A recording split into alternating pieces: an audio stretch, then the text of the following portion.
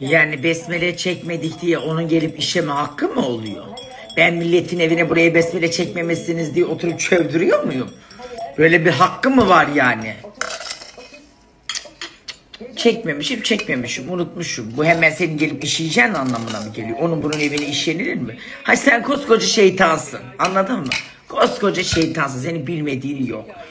Sana mı kalmış benim yorganıma işemek? Ay şeytan bile kafayı benden bozmuş ya. Uf. Hay aramızda iyi halbuki.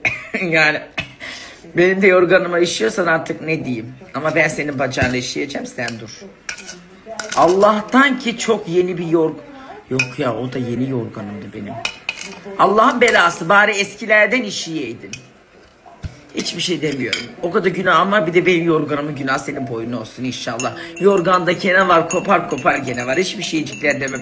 İki yakan bir araya gelmesin senin şeytan gibi. Heh, senin bacağın kırılsın. Kaza gelip saydırdım ama inşallah başıma bela olmaz. Karın geldiğinde. Annem dedi ki ben gideyim artık, yukarıda işim var, itim var. Dedi ki kaç senedir bu evde oturuyoruz. Bu arada bu Aralık 19'da 2. senemize gireceğiz. Daha bir kere evde yayılıp oturduğunu gör. Ayakta mıyım anne? Hayır, oturmaktan usandığın bir günü söyle. Oturarak kemiklerinin yorulduğu bir günü söyle. Ay ne kadar sıkıcı bir hayat. Hiç Bence sevmiyorum. onu evlenince bekliyorum. Ya. Bir ümidim o kaldı. Bir ümidim o kaldı. Orada da göremezsen. Hanım gelince belki. İnşallah gelinime güveniyorum o konuda. Gelince güven. O yata yata kemiklerini benim yerime de dinlendirir. Sen hiç merak etme. Bak ona o konuda güven. Sana senin bu isteklerini ancak o gerçekleştirir. Şöyle yatan şaşıyla kalkarmış laf vardı. Orada şaşı kalacak biri varsa o da Gamze, ben değilim. Bence hanımın fendi erkeğe yendi bir lafı vardır. İnşallah o konuda Vallahi geçen gün geldiğinde o televizyon izledi. Ben kalktım, işim gücüm gönül. O şimdi o yeni daha, dur şimdi.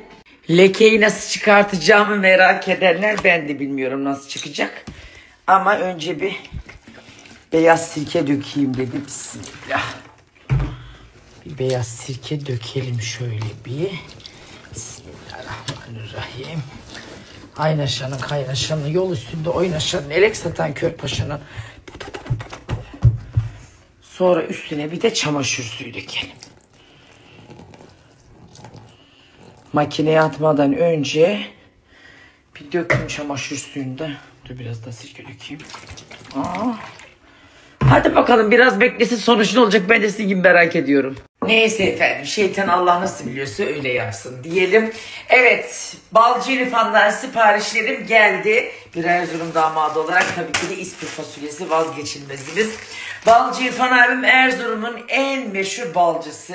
Adının balcı olduğuna bakmayın. Bal da var, bal haricinde bir sürü şey de var.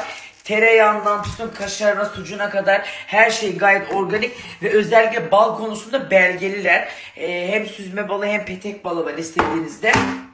Şu anda elinde hangisi var net bilmiyorum ama sorabilirsiniz. Tamamıyla organik, doğal. Özellikle petek balını tavsiye ediyorum. Kesinlikle belgesiyle falan geliyor zaten. Ve uzak yoldan gelmesine rağmen içinde buzuyla, kolisiyle geliyor. Gayet de güzel. Ne tereyağı eriyor ne bir şeysi bozuluyor.